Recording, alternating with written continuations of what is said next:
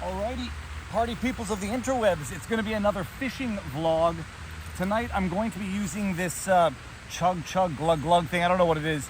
It's very good, and you're going to hear a bit of a noise in the back because there's some annoying fountain that's making some noise, but enjoy the soothing sound of silence in nature while I recap the recent, as in today's, Supreme Court ruling declaring that the bump stock ban was unlawful. Now, as per usual, the media lies through omission. And as per usual, the blue checkmark Democrat politicians lie through omission and lie for politics.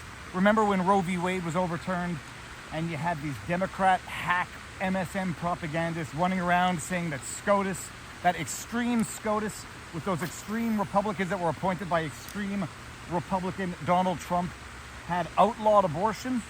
And Roe v. Wade did nothing of the sort, or I'm sorry, no, it was overturning Roe v. Wade, did nothing of the sort.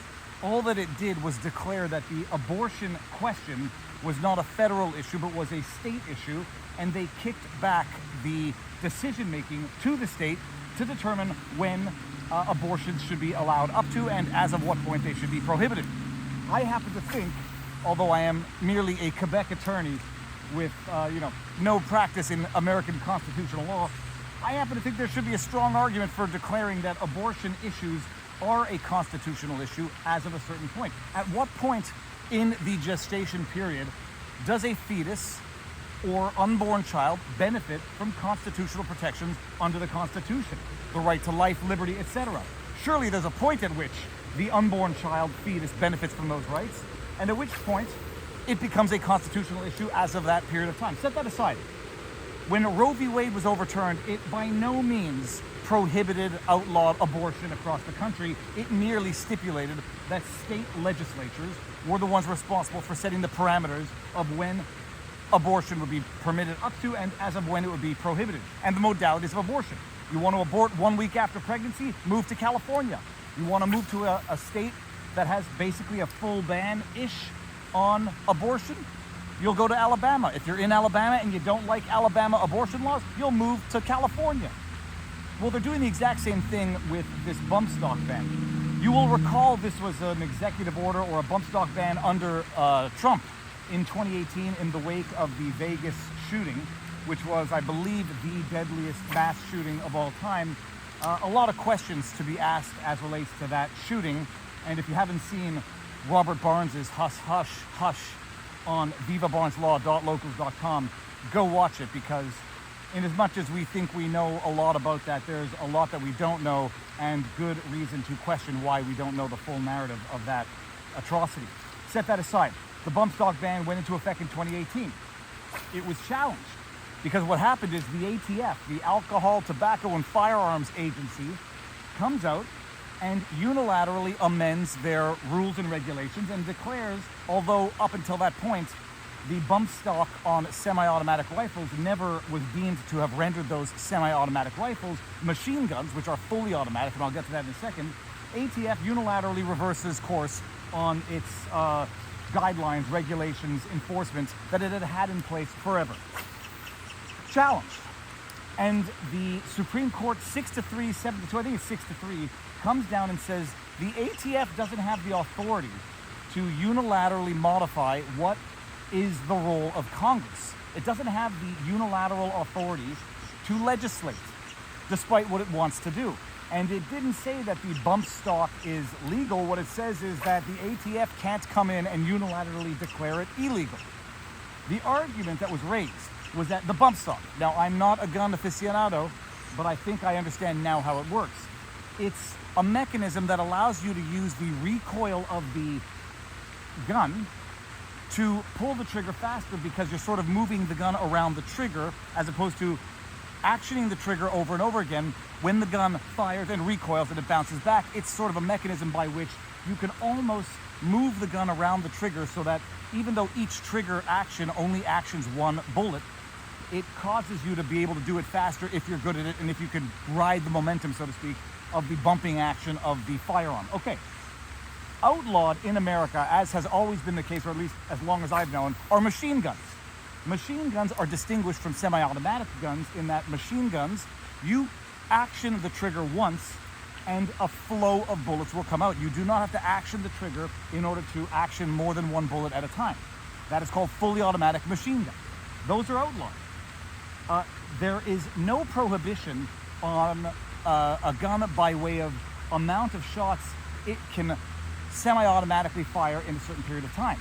And what the ATF basically said is that by virtue of this bump stock mechanism, which takes a semi-automatic rifle and does not change any component about it, but might allow people to fire at a faster rate because of the bump stock action, well, it basically turns semi-automatic rifles into machine guns. Those are outlawed, hence the bump stock is outlawed.